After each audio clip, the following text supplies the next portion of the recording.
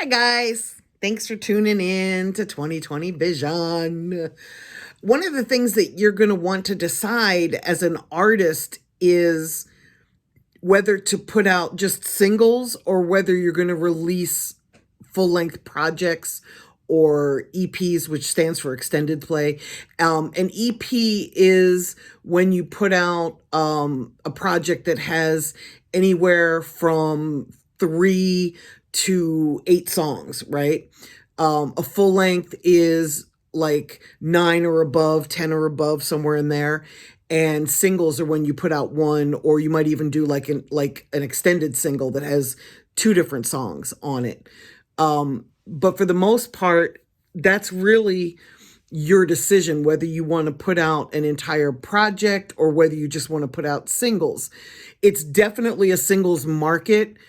That's one of the joys of streaming, is that it introduces people to you as songs instead of full-length projects. You can absolutely put a full-length project on Apple or Spotify, but for the most part, when people don't know who you are yet, they're really just looking at your singles, at your songs, to see what you're about and who you are.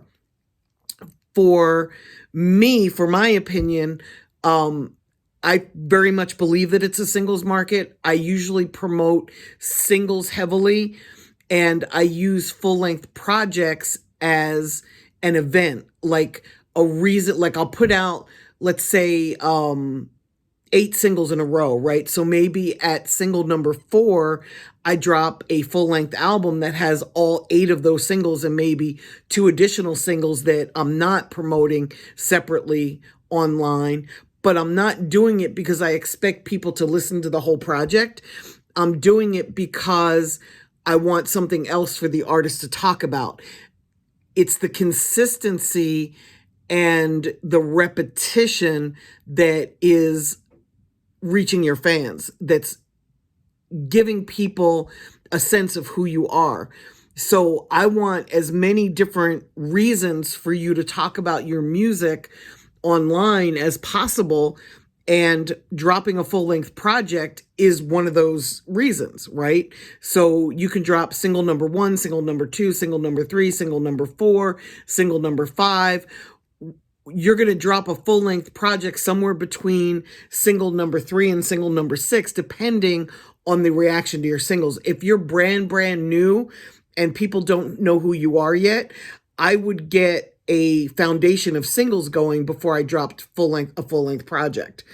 Also, if you're going to drop a mixtape, I suggest you don't call it a mixtape, because mixtape implies that it's free, and it implies that it's of lesser quality. And that's just because of the artists that have come before you and put out mixtapes that were free and lesser quality.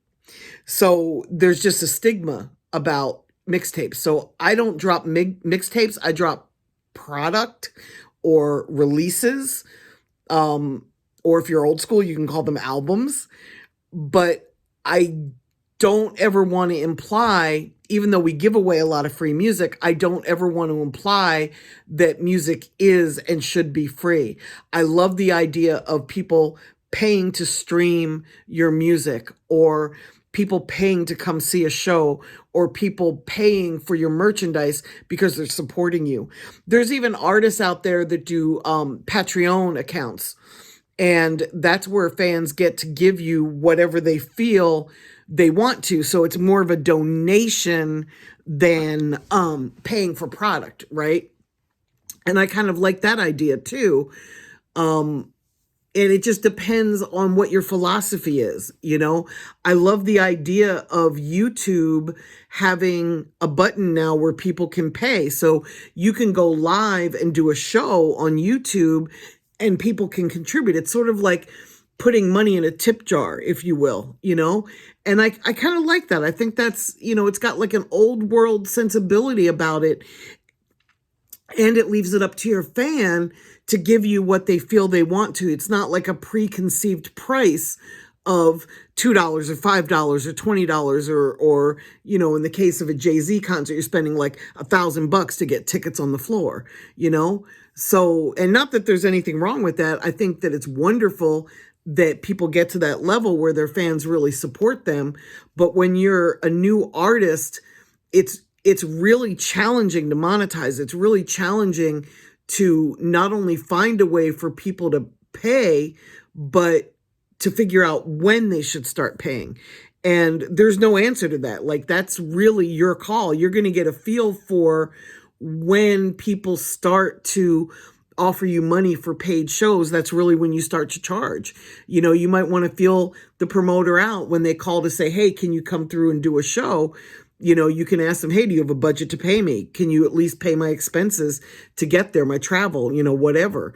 And you'll be able to feel out pretty quickly if you're at a point where they're going to start paying you.